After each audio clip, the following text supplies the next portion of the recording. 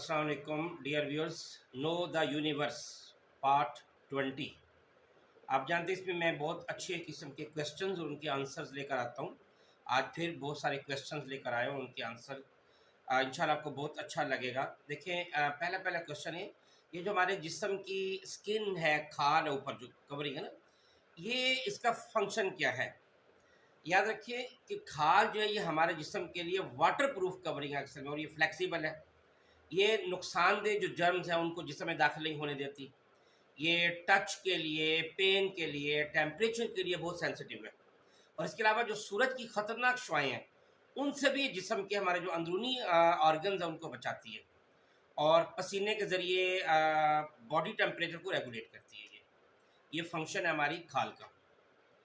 दूसरा क्वेश्चन है कि हमें मुख्तलिफ रंग क्यों नज़र आते हैं, कोई blue, black, yellow extra. Actually हमारे रेटिना में ना मुख्तलिफ सेल्स हैं, रॉड्स हैं, कोन्स हैं। इन सेल्स में कलर्ड सब्सटेंसेस होते हैं जो उस वक्त रिएक्ट करते हैं जब उन पर लाइट पड़ती है। रॉड्स की मदद से हमें ब्लैक और वाइट रंग नज़र आते हैं, और कोन सेल्स की मदद से हमें कलर्ड विजन नज़र आता है। तो दोनों जब सेल्स हो जाते हैं तो इनकी मदद से हम हर किस्म के रंग देख सकते हैं। कोन सेल्स सिर्फ रोशनी में काम करते हैं, इसलिए अंधेरे में हमें रंग नज़र नहीं आते।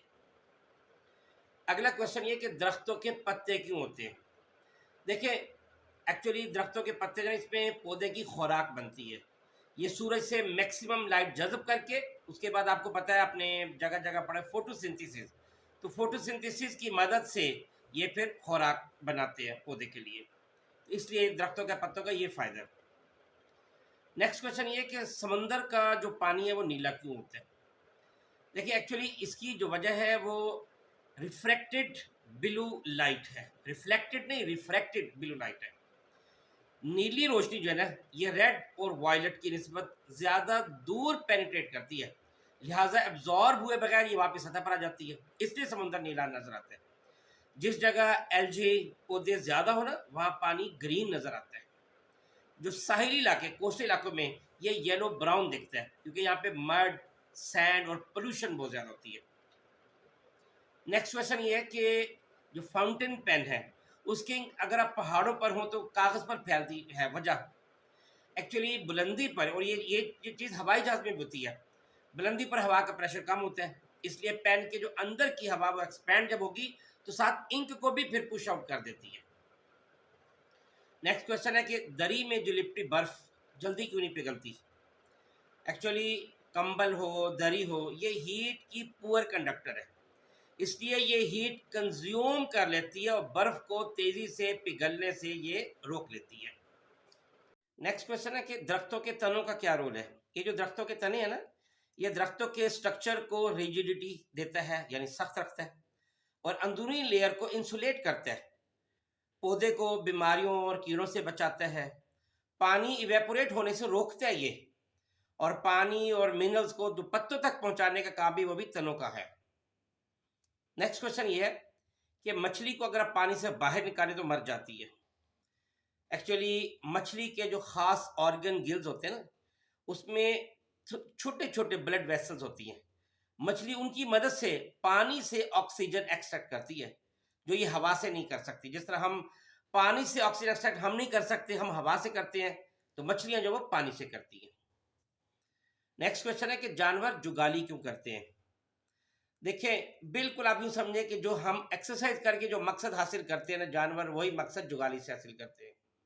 हम दांतों से खुराक बारीक करके मैदे में ले जाते हैं, मैदे में तेज़ाब होता है, फिर हम वॉक करते हैं, एक्सरसाइज करके उसे हम शेक करते हैं, ये सब चीज़ें मिलकर उसको बारीक कर देती हैं। ये जानवर जब होता है तो ये चबाए बगैर असल में खाते, फिर वो जुगाली करते हैं। खाना पूरा का पूरा मैदे से ऊपर लाएंगे, ऊपर तक लाएंगे, फिर अंदर ले जाएंगे, फिर ऊपर लाएंगे, जो ये एक्सरसाइज हो रही होती है, बिल्कुल जुगाली जरा एक्सरसाइज के काम कर रही होती है। इस तरह वो खुराक बारीक हो जाती है। तो उनके जो स्टमक है उनके असल में 5 खाने होते हैं, और हर खाना उनका अलग अलग प्रोसेस जो है वो कर रहा होता है। और नेक्स्ट क्वेश्चन ये है कि साहिल समंदर की आपने देखा होगा कि हवा है ना, गर्मियों में ठंडी होती है, सर्दी में गर्म होती है, उसकी क्या वजह है। एक्चुअली पानी स्पेसिफिक हीट की हाई वैल्यू रखता है, इसलिए इससे जो है इसे ठंडा या गर्म होने में काफ़ी वक्त लग जाता है। क्योंकि समंदर का जो दर्जा हरारत है वो तेजी से वेरी नहीं करता पानी की वजह से, क्योंकि पानी बहुत ज्यादा मिकदार में है, इसलिए साहिल समंदर की जो हवा वो गर्मियों में ठंडी और सर्दियों में गर्म होती है। नेक्स्ट क्वेश्चन ये है कि पसीने के बाद जिस्म को ठंडक महसूस क्यों होती है? पसीना जिस्म की इवेपोरेशन है, इसलिए पसीना जिस्म का दर्जा हरारत लो रखता है और जिस्म को ठंडक महसूस होती है। और सेकंड लास्ट क्वेश्चन है आज के इस टॉपिक का कि दूर की चीजें हमें छोटी क्यों नजर आती हैं?